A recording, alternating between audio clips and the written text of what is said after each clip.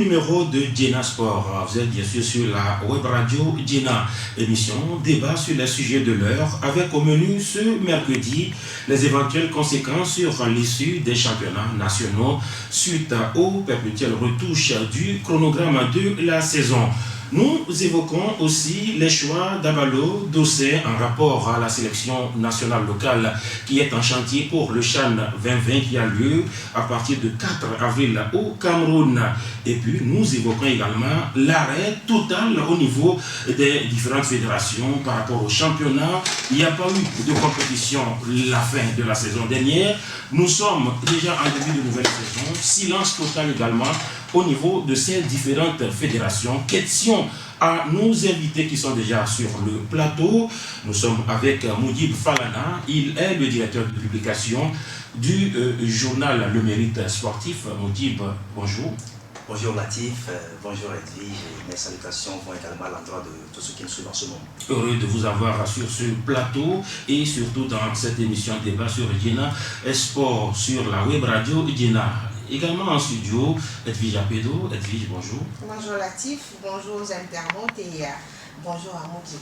Ça devient une habitude de la maison. Le chronogramme a été retouché. Beaucoup ont parlé de ce championnat marathon qui risque de fausser le championnat, mais pas plus qu'hier. Il y a encore une dernière retouche avec la 16e journée qui n'aura pas lieu le 16 février, mais plutôt le 19 février. Et finalement, on parle d'un cafouillage au niveau des programmations des championnats nationaux mondiaux de Falana. Oui, vous savez, cela ne doit pas surprendre quand on sait que nous sommes dans un championnat, je dirais amateur. Ce n'est pas un championnat professionnel où il y a des sponsors qui ont pris des engagements. On est obligé de faire avec, mais sauf que lorsqu'on fait et qu'on défait à chaque fois le programme, ça casse la dynamique au niveau des équipes. On sait qu'au Togo, nous avons deux types de clubs.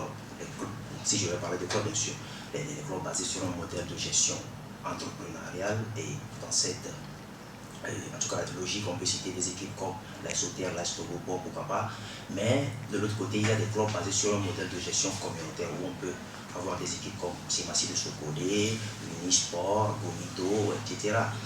Et au niveau de ces clubs, on sait que les investissements, les engagements du point de vue financier reposent sur les épaules d'une ou deux personnes. Et quand on fait et quand on défait à chaque fois le programme, ça agit forcément sur en tout cas les exigences, ça agit sur la prise de responsabilité de certaines personnes qui sont engagées pour trouver des voies et moyens pour financer les clubs-là. Donc comprenez que ça ne fait pas du bien aux équipes engagées dans cette compétition. Et ça pourrait avoir peut-être des conséquences sur l'issue de ce championnat. Lorsqu'on parle de l'issue, on parlera forcément de classement, que ce soit vers le haut du tableau ou vers le bas du tableau. Oui, vous savez, quand vous êtes une équipe et vous avez comment on dit, une performance dans les jambes et puis une capacité dans les jeux, je prends l'exemple d'Asco de Cara qui est aujourd'hui en tête du classement de la D1 Togolese de football, ou bien quand vous êtes Unisport de Sokodé ou encore Glorieux sous des lacs. Après ces réaménagements, ces retouches et autres, vous savez, vous restez dans une dynamique donnée quand vous jouez les journées enchaînées. Vous gagnez, vous enchaînez avec une autre victoire, vous enchaînez avec une autre, ou bien un match nul, ou pourquoi pas en bas de tableau, on prend peut-être Simassi qui peut-être n'est pas loin de la zone rouge, ou même il faut dire et Maranatha qui est dernier. Ça change un peu les dons quand c'est comme ça, parce que vous êtes dans un élan et on arrête cet élan. C'est comme un sprint de 100 mètres que vous voulez démarrer et il y a un faux pas d'un athlète. Ça veut dire que vous reprenez. Peut-être que c'est la personne ou bien l'athlète qui sera premier. L'athlète qui sera premier sur ce sprint de 100 mètres peut devenir dernier. Parce qu'il a entamé le sprint avec un élan, oui, et on arrête tout. On arrête l'élan. Et on arrête l'élan. Il y a des équipes qui fonctionnent comme des moteurs diesel, comme on le dit. Et c'est en ce moment qu'on parle de sanction au niveau de l'athlétisme. Maintenant, au niveau du football, quelle est la sanction au niveau de la fédération? Parce que c'est maintenant la fédération qui doit prendre des sanctions. Parce que quand vous arrêtez ainsi, vous corrigez les choses, vous réaménagez. Ça veut dire que vous-même, vous n'êtes pas professionnel. Alors que nous demandons aujourd'hui au football au Togolais de devenir un football professionnel. Mais si on continue ainsi, ça veut dire qu'aujourd'hui, on ne va pas sortir de l'amateurisme. On ne peut pas programmer quelque chose. On a déjà dit le championnat avec 3 jours après, c'est déjà trop pour nos équipes. Parce que les équipes, financièrement, elles ne sont pas assises pour pouvoir supporter. Et puis, elles n'ont pas les effectifs nécessaires pour pouvoir supporter ce chronogramme. Maintenant que ces équipes ont avalé ce que la fédération a décidé, on nous dit encore la 16e journée ne se jouera pas ce week-end. Ça veut dire que le week-end, on dort et on joue le 19.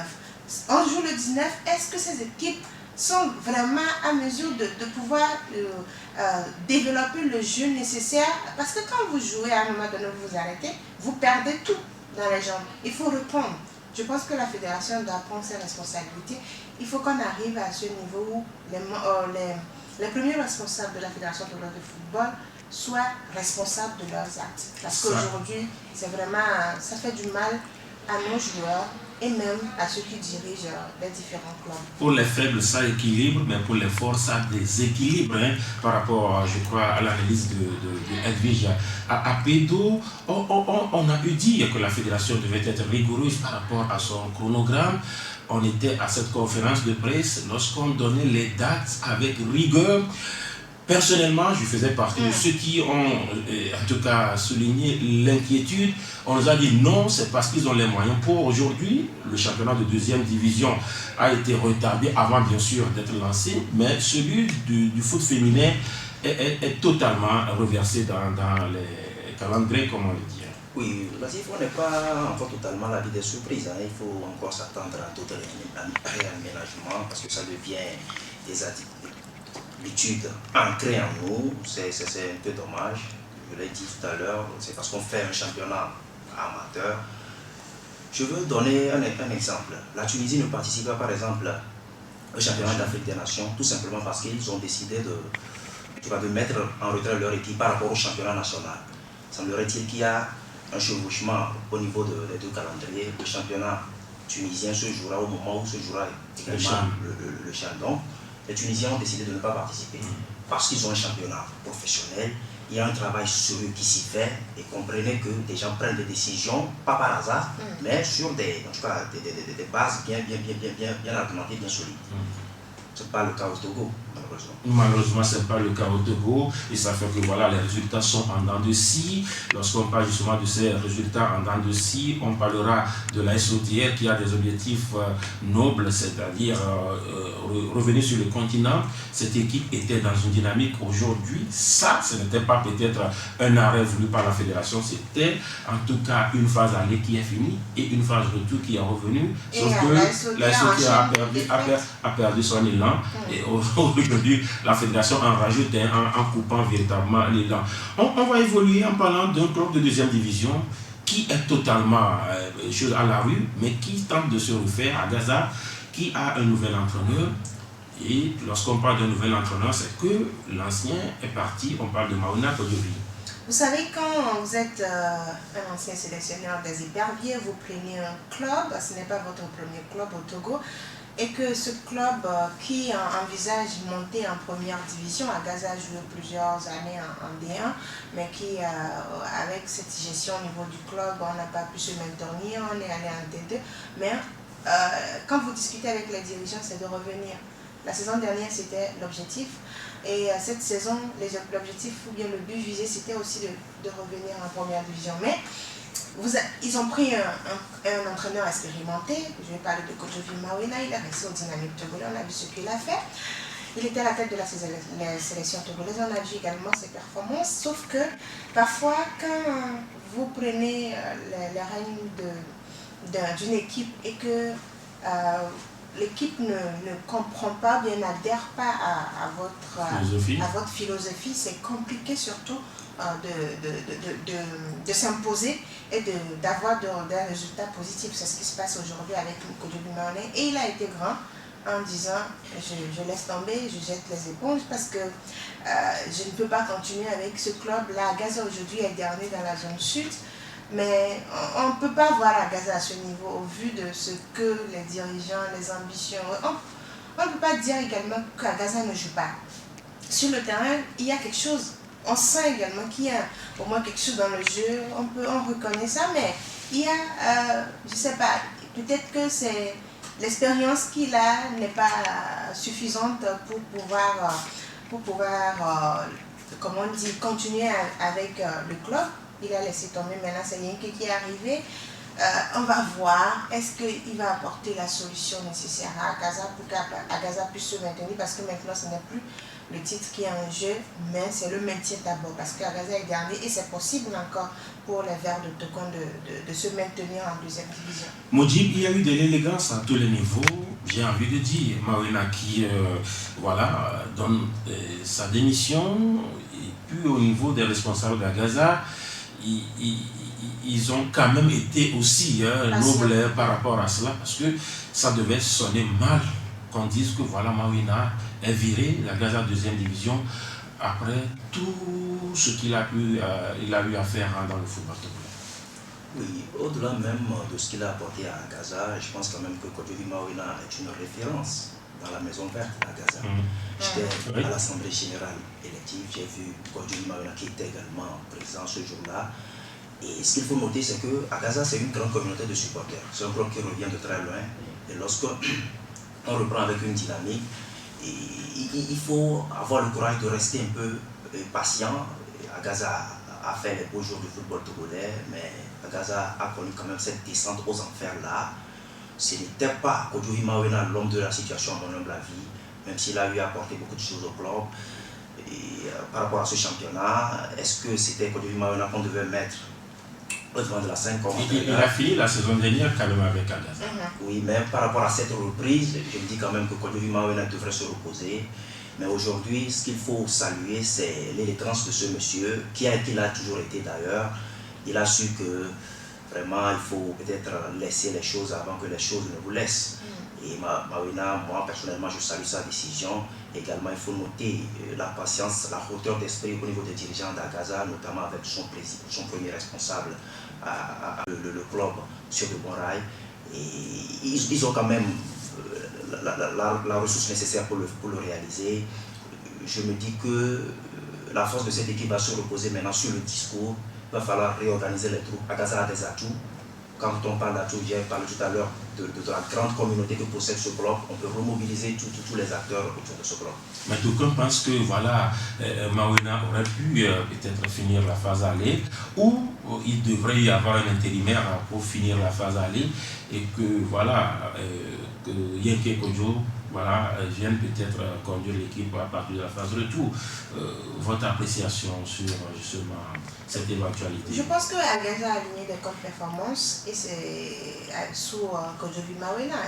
L'entraîneur lui-même il a senti que les choses ne fonctionnaient plus, donc il faille se retirer. Et c'est ce qu'il a fait. Moi, avoir une intérimaire, ça aussi, on parle de l'amateurisme souvent.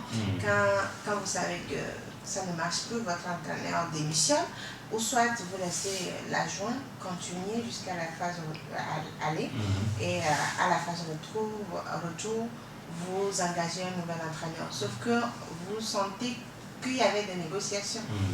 On sait qu'il y avait quand même Yenke qui était dans les couloirs. Oui, parce qu'on sent maintenant qu'il y avait des négociations bien avant la démission de il était là lors de la, je crois, 6e journée face à Arabia. Il y avait déjà Yenke qui était... Donc ça veut dire qu'il y avait cette négociation qui se faisait en coulisses pour qu'il prenne le club. Donc on attendait juste cette décision, bien peut-être à la fin de la phase aller, pour l'officialiser peut-être. Maintenant que l'entraîneur lui-même dit je ne veux plus, je vais Yenke est là. Il est là. Pour finir la phase aller, ça nous rappelle en tout cas la décision de Claude Puel au niveau de la Saint-Étienne. Il dit voilà, je suis là, je veux jouer le derby. Et voilà, il a pris le club la veille, le lendemain il a joué le derby, il a remporté. On va évoluer, vous êtes toujours sur la web radio Djina. Nous parlons maintenant des choix d'Abalo Dossé par rapport au CHAN 2020. Le Togo, ce sera une première pour le Togo qui sera à la phase finale. Les choix d'Abalo Dossé, on parle d'une équipe basée beaucoup plus sur les héros d'Abigé Falana. Je pense qu'à Valo d'Ossé, j'ai eu à le dire sur ce même plateau, la semaine écoulée, à Valo d'Ossé, quoi qu'on dise, a gardé quelque part dans le coin de son cœur l'exploit réalisé par cela qu'on appelle les miraculés d'Abeokuta. Et si les miraculés d'Agégué. Les miraculés d'Agégué. Et Latif, quand vous scrutez cette liste, vous allez tout simplement remarquer qu'il y a les héros d'Agégué qui sont là, les Nyamakati, l'Aïba Moubarak, et tous les autres. Ils sont nombreux. Ils sont nombreux. Les Honors, la Mekoudi. Voilà. Même si il y a quand même des entrées, il y a des joueurs du sport qui sont entrés, il y a également un joueur de Maranatha, Salifou Kossidor. Il était là. Hein? Il était là. Qui était déjà là. Mais aujourd'hui, il y a, à part peut-être... Il y a Kegloyao, il y a un joueur d'Asco, il y a un joueur d'Unisport, comme vous le dites. Il y a eu quelques noms seulement, sauf que le socle est toujours à Guégué. Voilà. Et vous savez, quand vous prenez le critère classique de convocation au niveau des sélections nationales, souvent on dit sont convoqués en sélection nationale les meilleurs joueurs du moment. Mais sauf qu'ailleurs, il y a des fédérations qui ont des critères de convocation. Quand vous prenez la fédération algérienne de football par exemple, il y a 2 critères de convocation au niveau de la sélection nationale. Lesquels? L'engagement par rapport au maillot national, le niveau des joueurs. Bon, est-ce que je vais parler de niveau? Je vais parler peut-être de la performance des joueurs en club. Si vous êtes un joueur expatrié en Algérie et que vous ne faites pas mieux, vous ne proposez pas mieux que ceux qui jouent dans le championnat local, vous n'êtes pas convoqué. Ça, c'est l'Algérie. On préfère le local que un expatrié qui n'a pas de temps de jeu, par exemple. Au Togo, au niveau de l'équipe nationale Fagnon, on sait que quand on prend notre sélectionneur national Claude Leroy, il est beaucoup tourné vers l'extérieur et parfois même il convoque des joueurs de centre de formation. Il faut avoir le courage de le dire. Et après ces convocations, il n'a pas souvent affectionné le fait d'organiser une conférence de presse pour expliquer ses choix. Ça, c'est le Togo. Ailleurs, on vous dira qu'on convoque un joueur peut-être qui a un bon aura, un joueur dont la présence au sein d'un effectif fait du bien aux autres, même s'il ne joue pas forcément. Ça se passe ailleurs. On a vu par exemple en équipe de France où, quand bien même Karim Benzema était performant au niveau du club, pour certaines raisons, peut-être ils l'ont mis out, pas parce qu'il ne jouait pas bien. Il y a peut-être d'autres raisons. On sait bien l'histoire du sextape. On se dit qu'il peut y avoir des histoires qui peuvent infecter le groupe. Donc, raison pour laquelle il n'a pas été convoqué. Il y a des critères qui varient, mais au Togo, moi je le dis, à Valo d'Ossé, ce qu'il faut retenir, c'est qu'il a quand même essayé de maintenir son noyau. Il n'a pas envie de casser la dynamique sur laquelle il roule actuellement, et raison pour laquelle on ne peut qu'avoir une liste telle proposée. Voilà.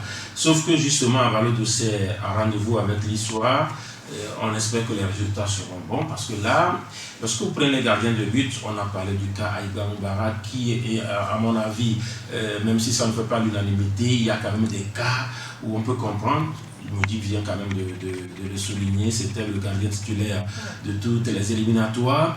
Mais lorsque vous prenez d'autres aspects, ou lorsque vous avez par exemple le gardien d'Asco, qui est en tout cas actuellement dans une forme, dans la forme de sa vie. Vous prenez le gardien de Unisport, vous prenez par exemple le gardien de Koroki qui a été écarté du groupe, vous prenez le gardien des Andes de Notien qui a été intégré au groupe, alors que d'autres gardiens sont meilleurs que justement ceux-là. Et puis d'autres cas également, il y a toujours à redire, même si voilà, le dernier mot revient à Valo d'Ossé.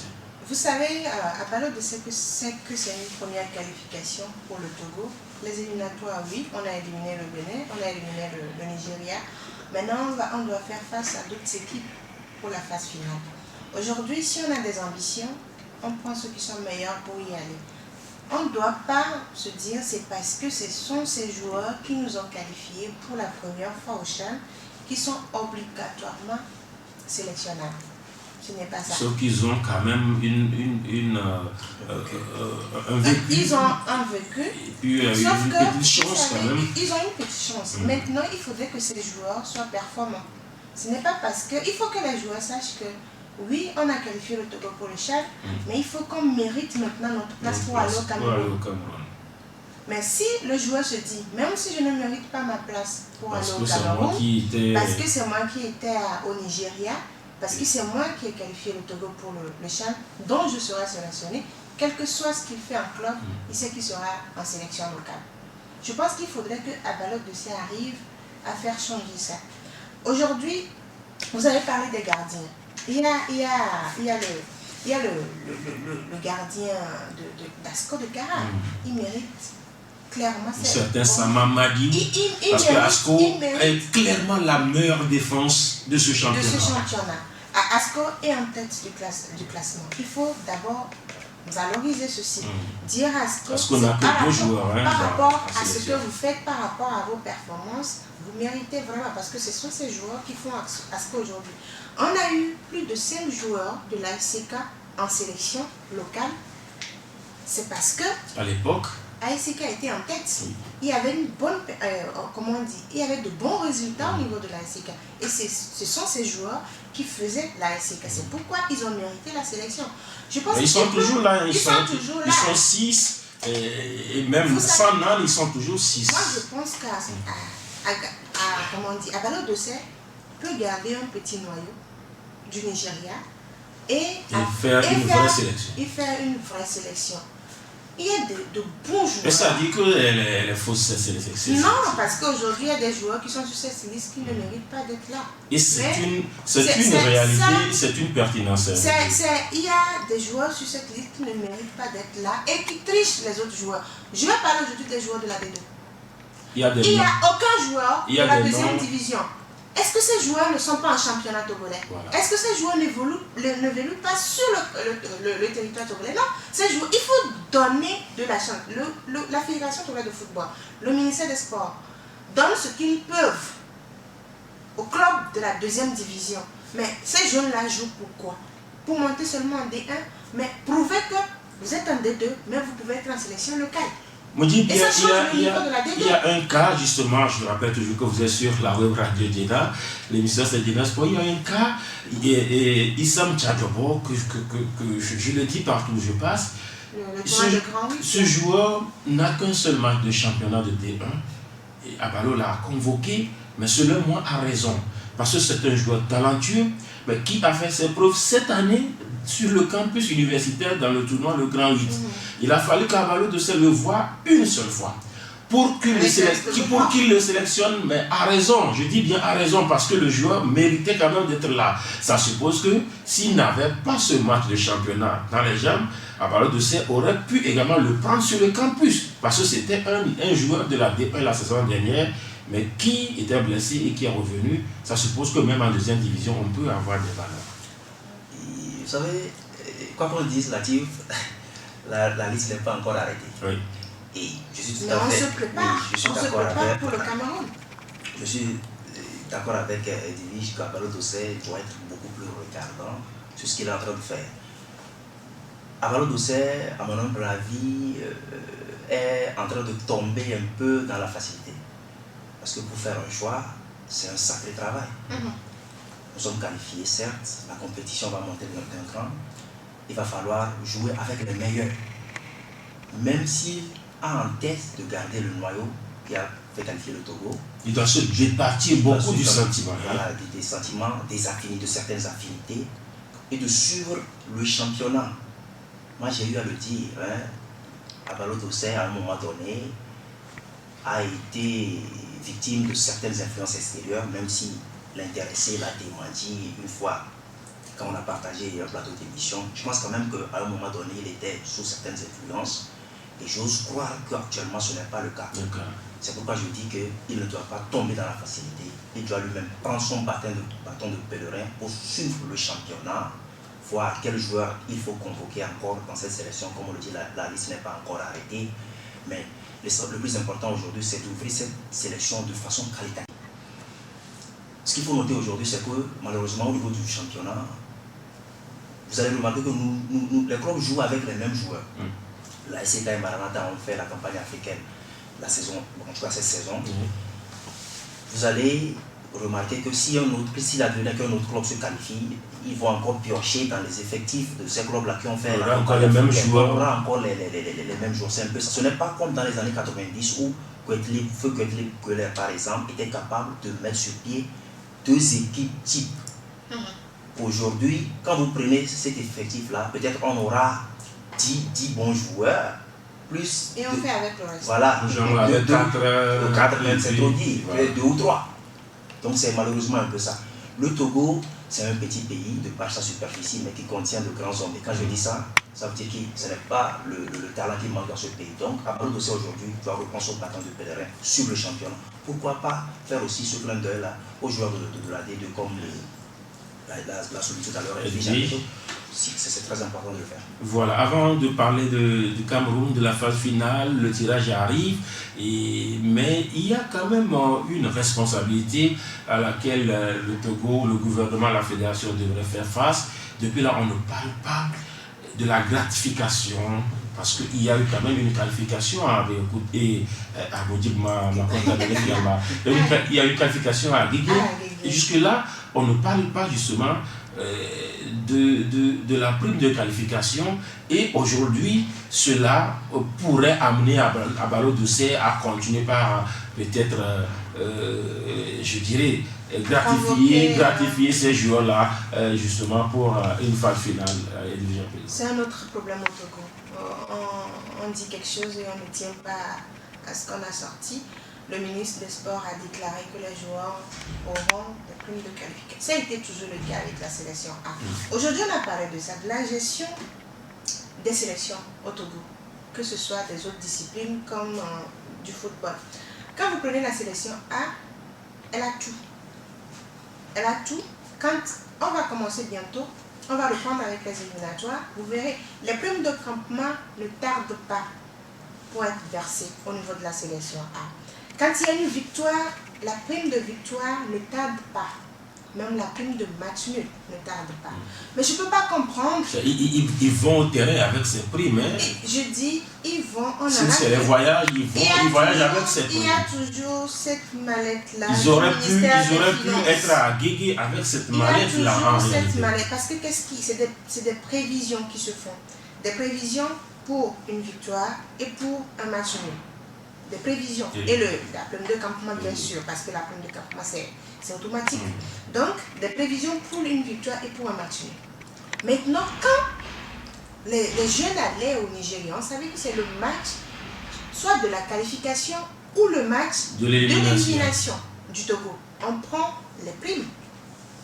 Mais aujourd'hui, on n'a pas pris, certes. Peut-être qu'on ne s'attendait pas à cette qualification des jeunes. Maintenant, ils sont revenus. Qu'est-ce qui empêchait les autorités, juste au lendemain, d'inviter ces jeunes et de verser les primes de qualification à ces jeunes? Et là, l'entraîneur serait plus libéré par rapport à ses choix. Mais ça aussi, ce n'est pas une raison pour que Abalo Dossé ne convoque que ceux qui ont été agrégés. Parce qu'on a déjà la liste. On sait ceux qui étaient au Nigeria. On les connaît. Donc, quand la prime va sortir, on dira la prime de qualification, c'est pour ceux qui ont joué pour qualifier le Togo. On parle de prolétaire, c'est par rapport au match que vous avez eu à jouer. Donc, on connaît la liste. On ne peut pas dire, nous-mêmes on a cette liste, on ne peut pas dire qu'on ne connaît pas ces joueurs. Donc, vous pouvez être à la maison, ne pas être au Cameroun, mais prendre votre prime de qualification parce que vous avez contribué à la qualification du Togo. Une dernière chose sur cette, avant de refermer cette finale, vous voulez ajouter quelque chose, Moudjib, avant ma question? Sur cette question, je pense que ce qui se passe actuellement frise un peu le sabotage. Parce qu'on ne peut pas comprendre que Abalo Dossé, qui a réussi quand même à arracher ce ticket-là pour le Togo, un Togolais. Voilà un Togolais national. Il est laissé à son bon compte. C'est vraiment dommage. Son contrat n'est toujours pas renouvelé de façon officielle. De façon officiellement, c'est parce qu'il se passe. Abalo Dossé lui-même, il a toujours été un monsieur sobre, trop sobre d'ailleurs. Depuis qu'il jouait. Voilà, c'était le joueur là qui est toujours resté dans son coin, qui ne sait pas quand à un moment donné, il faut taper bousculer, voilà. Taper du feu sur la table, bousculer. aujourd'hui, il est peut-être victime de son caractère. Voilà. Et puis, justement, avant de refermer cette fenêtre liée à la chose, pensez-vous qu'on pourrait avoir une surprise par rapport à la liste finale? Est-ce qu'on peut avoir une surprise? La surprise, c'est de voir, entre guillemets, les héros d'Aguégué, certains héros d'Aguégué sur le carreau, c'est de voir certaines entrées. Est-ce qu'on peut avoir cette surprise? Ou c'est à 90% fait pour Abalo? Parce que beaucoup, on parle de 28. 28, ça suppose qu'il faut sortir plutôt des gens. Est-ce qu'il y aura des surprises d'entrée d'ici la convocation de la liste finale? Moi, je crois quand même qu'il peut y avoir des surprises. Parce qu'à Ballot de Serre, je me dis qu'il est en train de goûter un peu la presse togolaise. Contrairement en tout cas à son patron. Son patron, il est en train d'écouter la presse togolaise. Il nous suit dans nos émissions, il nous suit dans nos analyses. Et je pense quand même qu'il aura cette hauteur d'esprit-là pour nous concocter peut-être 23 joueurs qui seront capables de porter l'étendard du tout. Edwige? Je pense qu'il n'est pas encore trop tard pour que Abalo se rattrape. Maintenant, on se demande s'il y aura encore une chance, comment on dit, de stage pour la sélection. Il devrait avoir forcément avant le départ pour le Cameroun, parce que quand vous devez avoir des surprises, il faut que ces jeunes soient intégrés, qu'ils jouent au moins ensemble avant d'aller au Cameroun. Voilà pourquoi nous disons que les listes qu'il était en train de faire, il est en train de rater à des moments. Au haut niveau, on sort une liste définitive avec une liste d'attente. Voilà. Au haut niveau, ça se fait. Si on avait cette liste d'attente, on pourrait dire, parmi cette liste d'attente, on aura certaines on pourrait avoir tel. Aujourd'hui, on n'en a pas. Et maintenant, il faut permettre à ceux qui vont arriver de s'intégrer au groupe, de maîtriser la philosophie du groupe, de maîtriser le système mis en place par Abalo de Serre. Si on ne comprend rien, on peut être meilleur comme Cristiano ou comme on dit, Lionel Messi. Si on ne comprend rien du système mis en place par l'entraîneur, on ne pourra rien faire sur. Ah oui, on ne finira pas de parler de ce sujet parce qu'on attend toujours le 17, le février, 17 février, parce qu'une chose est de se qualifier, une chose est d'avoir une équipe, d'accord, mais une autre, c'est de voir les adversaires du Togo, parce qu'on parle des meilleurs championnats, des 16 meilleurs championnats d'Afrique, et lorsqu'on parle des meilleurs championnats d'Afrique, le Togo n'est pas un exemple, parce qu'ici on ne parle pas de l'équipe Fagnon. Vous pouvez avoir des valeurs qui sont à l'extérieur, mais ici on parle des meilleurs championnats d'Afrique. C'est une grande expérience, une première expérience. Le Togo sera le petit poussé. Quoi qu'on disait. Oui, je suis d'accord avec Latif, le Togo sera le petit poussé. C'est l'apprentissage. Même si cette année, la compétition sera un peu ouverte, parce qu'il n'y aura pas l'Égypte, il n'y aura pas le Nigeria, la Tunisie, la Côte d'Ivoire, le Ghana, il n'y aura pas le Cador. D'autres équipes moins huppées feront créer certainement la surprise. Je veux parler du Mali, pourquoi pas, le Sénégal sera là également. Mais en ce qui concerne le Togo, ce n'est qu'une première expérience. Nous serons encore à l'étape de l'apprentissage. On ne va pas. Ça devait être un atout pour nous, on est un championnat. On est un championnat, mais sauf que, est-ce qu'on a un championnat qui peut véritablement rivaliser avec les autres? Le championnat d'Afrique des Nations, c'est un peu le paramètre des différents championnats. Il suffit de suivre un peu la compétition pour voir le niveau des équipes. Mais comme je le dis, le Togo a des talents, on peut aussi créer la surprise. Mais on ne va pas être trop exigeant avec cette équipe. Toujours à l'écoute de la web radio Djena, l'émission c'est Djena Sport. Le dernier sujet, Edwige, on parle des autres disciplines, je sais que ça vous intéresse parce que voilà, je sais que vous êtes du Comité national olympique du Togo, la cellule de communication bien sûr, c'est vous qui gérez la communication là-bas, mais aujourd'hui c'est un silence total, les fédérations sont à l'arrêt lorsqu'on parle des activités, les activités sporadiques sont des initiatives privées. Lorsque vous entendez basket, c'est des fois sur la l'eau, des fois c'est des associations, mais il n'y a pas eu de championnat au niveau de tous les sports de mai. Et cette année, nous sommes déjà dans la nouvelle saison. C'est un silence total également. C'est vraiment dommage qu'on ne parle que de football à chaque émission, surtout Djena Sport. Parfois, quand vous écoutez l'émission, vous vous dites qu'il y a plus de disciplines, autres disciplines au Togo. C'est compliqué. Parce que d'autres pays ont misé sur, au-delà du football, parce qu'on sait que c'est le sport roi, ont misé sur des disciplines pour pouvoir gagner des médailles, même olympiques.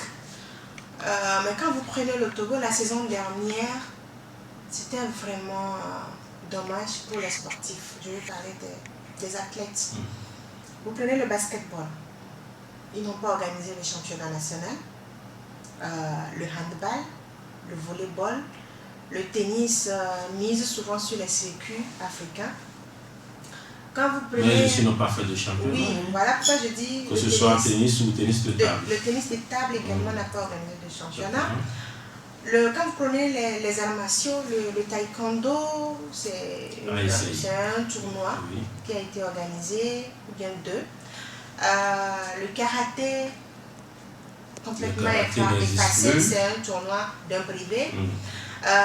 Le judo, totalement effacé.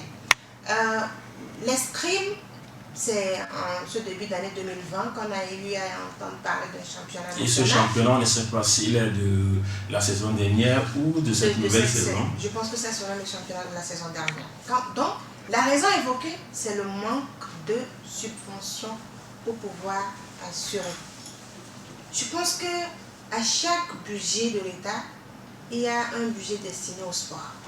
Mais quand après vous écoutez que le budget a été englouti par le football et surtout par l'équipe nationale, ça fait mal au cœur parce que quand vous êtes athlète de handball, vous vous dites donc nous on ne pratique pas le sport au Togo. Puisqu'on dit dans ce budget au niveau du ministère des Sports, c'est que le handball à telle part, le basketball à telle part et toutes ces fédérations savent combien ils doivent prendre pour la saison. Mais au finish, ils se retrouvent avec rien. Même pour des compétitions africaines, c'est compliqué d'assurer. Même pour des qualifications, même il y a les Jeux Olympiques, aujourd'hui ils ont commencé. Mais ce n'est pas vraiment ça. Il faut d'abord avoir un championnat plus, comment on dit, représenter le Togo dans les différents tournois continentaux comme internationaux. Mais aujourd'hui, on n'a pas tout ça. On se dit, qu'est-ce qu'on fait? Est-ce qu'on veut vraiment que le sport se pratique au Togo ou bien on dit juste, nous aussi on fait du sport au Togo? Et justement, nous sommes en période électorale, Moudjib Falana, on a eu dire, voilà, certains candidats qui parlent du sport, mais eux aussi, lorsque vous les écoutez parler, souvent on parle foot, alors qu'on parle du sport. Hein, on parle du sport. Est-ce qu'on recule, on fait du surplace? Je ne veux pas dire qu'on avance, parce que c'est clair, on n'avance pas, hein, Moudjib Falana. Oui, il faut avoir le courage de dire tout simplement que l'État aujourd'hui est en train un peu de fuir ses responsabilités. Il n'y a pas de compétition tout simplement parce qu'il n'y a pas de moyens. Je parlais tout à l'heure des subventions qui sont devenues assez rares. C'est un peu ça, la situation de Hiroshima. Et quand vous prenez les autres pays, je pense quand même qu'il y a cette volonté politique qui accompagne les disciplines. Au Togo, ce n'est pas le cas. Je l'ai dit tout à l'heure, les politiques sont en train de fuir leurs responsabilités et c'est bien dommage. En octobre 2019, le ministère des Sports a pris quand même soin d'organiser une rencontre avec les responsables des différentes fédérations nationales où on parlait d'un fonds exclusivement dédié, un fonds d'aide au sport. Mais sauf que il y a même eu un décret après un conseil de ministres où on parle voilà, c'est ça. Aujourd'hui, nous sommes en février, 4 mois après, il n'y a rien, quoi. Silence radio. Il est difficile de comprendre cet aspect de la chose. Quand vous prenez les autres disciplines, le football a toujours été budgétivore. Quand vous prenez les autres disciplines, au moins à ce niveau. Et là, les clubs vous diront également que c'est l'équipe nationale. Parce que les clubs également sont sans véritable assistance, alors que justement l'équipe nationale prend tout, mais les résultats sont nuls. Si on n'exagère pas. Non, on n'exagère pas. Et vous prenez par exemple le basketball, la discipline en vogue actuellement c'est le basketball 3 contre 3. Je pense quand même que sur le plan africain, le Togo était bien parti. Le Togo est sorti parce que le Togo n'était pas à la CAN en Ouganda. Vous voyez, ça veut dire qu'on a décroché. On n'est pas en train de faire la promotion de cette discipline-là et c'est vraiment très dommage. Vous prenez toute la sous-région aujourd'hui, quand je parle du manque de volonté politique, vous prenez toute la sous-région aujourd'hui, le Togo est encore le seul pays en Afrique de l'Ouest, on n'a pas de hall d'espoir. De Vous allez ailleurs, ils allons jusqu'à 2. Et c'est assez extraordinaire. Hein. Lorsqu'on évoque ces sujets et que l'autorité ne se bouge pas, on se dit on est où? Voilà pourquoi je dis, on se pose la question, est-ce qu'on veut vraiment qu'on pratique le sport au Togo ou bien on veut juste qu'on dise qu'il y a aussi le sport au Togo? C'est la question. Aujourd'hui, sauf que personne ne fait la promesse. Hein, je le dis, nous sommes en période électorale. Voilà, Fonya Singé qui est là depuis je crois, 10-15 ans, n'a jamais eu quand même le courage de nous faire un rôle. Mais ceux qui veulent également prendre la place de Fonya Singé ne nous promettent pas de justement mettre les sports sur les rails. Quand vous prenez les programmes, vous ne trouverez pas le sport. Mais c'est quand vous posez la question aux candidats. Est-ce que vous êtes journaliste sportif? Quand on vous dira, oui, j'ai entendu parler de Dagbiomi Kojo, l'un des candidats qui dit, non, qui a lancé des pics à Claude Leroy, je dis, non, c'est lui seul qui le connaît. On parle des il y a le professeur Olou également, qui a également parlé. Qui est un footballeur. Donc, voilà. Alors qu'on parle des sports. Je dis, il faudrait qu'on pense réellement au sport. Quand vous prenez le Niger a misé sur le taekwondo. Avec un athlète qui a commencé aux Jeux Olympiques de Rio 2016, le Niger est venu avec toute une délégation. Et quand moi j'ai posé la question au chef de la délégation du Niger, à savoir, mais attendez, vous êtes dans quelle discipline? Il m'a dit les disciplines qui étaient là, mais il m'a dit qu'eux ils sont venus ici à cause d'une médaille olympique. Et j'ai dit comment? Que le taekwondo, qu'ils ont mis les moyens sur ce jeu. Et réellement, le Niger a ramené une médaille olympique. Et c'est pas le taekwondo. Quand vous prenez la Côte d'Ivoire, c'est le sprint. Avec les Marie-Josée Talou, Muriel Aouré. Et maintenant, il y a, Aristide, mais lui n'était pas à Rio. Mais ils ont également mis les moyens du côté du taekwondo. Avec Cissé. Il a ramené une médaille à la Côte d'Ivoire. Sur le taekwondo est également bien avancé au niveau du taekwondo. Quand vous prenez le Mali aujourd'hui, quand on parle de basketball, c'est le Mali. Le Mali est devant. Quand on parle de basketball, c'est le Mali. Et c'est un Malien qui ça, c'est la politique commencée par Amadou Toumani Touré. Aujourd'hui, c'est le basketball malien qui domine la FIBA. Le président de la FIBA, c'est malien. Juste parce qu'ils ont misé sur le basketball. Le Mali a été champion plusieurs fois du basketball. Quand le Mali représente l'Afrique au plan continental, on voit au moins les performances de Maliens et Maliennes. Mais qu'est-ce que nous on veut? Qu'est-ce qu'on veut? On peut mettre les moyens du côté du football. Est-ce que le Mali ne joue pas le football? Le Mali joue. Le Niger joue. La Côte d'Ivoire, on ne va pas parler de la Côte d'Ivoire en matière de football. Mais aujourd'hui, les autres disciplines également évoluent. Mais il faudrait qu'on ait une politique. Quand on parle de politique sportive, on nous dit il y a une charte, il y a quoi, mais on met toujours ça dans les tiroirs. Il faut qu'on applique tout ce qu'on adopte. Mais quand on ne veut pas les appliquer, je pense qu'on ne peut pas aller loin. Lorsqu'on parle justement de toutes ces disciplines, c'est peut-être le dernier point de cette émission. On a parlé des sports de mer. Il y a l'athlétisme qui a une activité, je crois, en avril, à partir du 6 au 8. Il y aura quand même le cross-country africain. Le président de la Confédération africaine était à Lomé. Il a rencontré le chef de l'État. Et voilà, des promesses ont été faites par rapport justement à une attention particulière sur les sports, surtout individuels. Mais le Togo, souvent, on fait allégeance aux mots. Mais c'est les actes qui ne sont pas véritablement concrets, vous dites, Falana. Le Togo est un pays qui a d'excellentes relations. Mais nous ne... Toujours. Oui, qui a toujours eu d'excellentes relations. Mais nous ne profitons pas de cela. M. Kabla était là, le président de la Confédération africaine d'athlétisme. Et le Togo est pour lui une seconde nation. Il est camerounais, mais il a eu d'excellentes relations avec le feu président général. Il a été beaucoup pour justement le sisme qu'il y a eu au Togo. Le sport militaire, c'est ça. On sait qu'il a gardé de très, très, très beaux souvenirs du Togo. Et délocaliser cette compétition au Togo est pour lui, en tout cas, une compétition qui se déroule un peu à la maison. Donc normalement, nous les Togolais, nous devons profiter de la situation. Sauf qu'aujourd'hui, c'est dommage que nous n'avons pas des dirigeants qui excellent dans la prévision. Il y a un penseur qui dit, je pense que c'est Auguste Comte qui dit savoir pour prévoir, prévoir pour agir. Nous avons été nuls en prévision, surtout au niveau des premiers responsables du sport au Togo. On ne sait pas prévoir.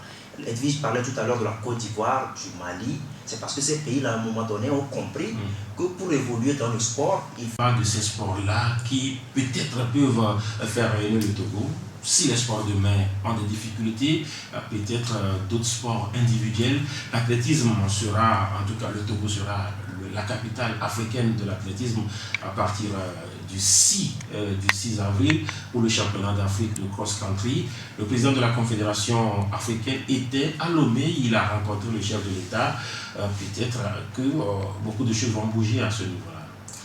On l'espère vivement, sauf qu'au Togo, malheureusement, en tout cas, les actes ne suivent pas les paroles, c'est un peu ça. M. Kalkaba a été à Lomé, comme vous l'avez si bien dit. Il a eu quand même l'occasion de rencontrer les premières autorités de ce pays. Mais nous allons rester des saints-Thomas. La compétition sera organisée. On espère que ça mettra en valeur des talents au Togo. Et on attend vivement les premiers décideurs réorganiser notre sport. On parle de prévision souvent en sport, c'est ce qui a toujours marché au niveau des autres pays. Il y a un penseur, Auguste Comte, un penseur français qui affirmait savoir pour prévoir, prévoir pour agir. Quand des pays comme le Mali, la Côte d'Ivoire ont excellé dans les disciplines sportives en dehors du football, c'est parce qu'à un moment donné, les autorités sportives ont compris qu'il va falloir mettre sur pied une planification, préparer les athlètes dès le bas âge, organiser les différentes fédérations nationales pour avoir des fruits à la fin. Mais sauf qu'au Togo, on n'a jamais eu en tout cas la hauteur d'esprit de faire tout cela.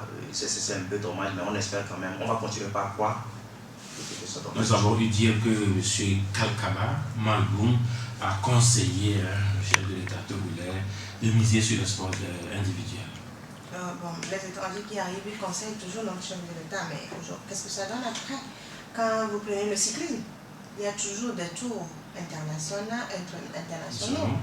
Au Togo, les tours, on est à, je ne sais pas à quelle édition, si on doit organiser le tour cette année. Une trentaine d'éditions. Mais les tours internationaux de cyclisme, qu'est-ce que ça donne comme retombée au cyclisme togolais?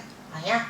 Quand la fédération, on a parlé des fédérations, mais quand la fédération de cyclisme veut organiser son championnat, la fédération peine à trouver un seul sponsor.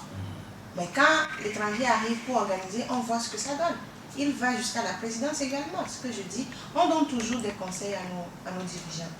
Mais pour appliquer ces conseils, c'est ça qui est difficile à comprendre. Nous avons des dirigeants têtus, c'est ça?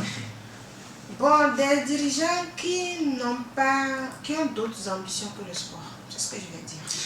On aura forcément le temps de revenir sur ces différents sujets. Merci à nos invités, merci à Edwige Apedo de la rédaction de la web radio Djena. Merci également à Modib Falana, qui est le directeur de publication du Mérite sportif. Merci également à Rémi Mpati qui était à la réalisation de cette émission. Je suis Latif Yoruba. Restez bien sûr avec la web radio sur le www.radiodjena.info et sur nos différentes plateformes djena.info et djenasport.info. Au prochain numéro.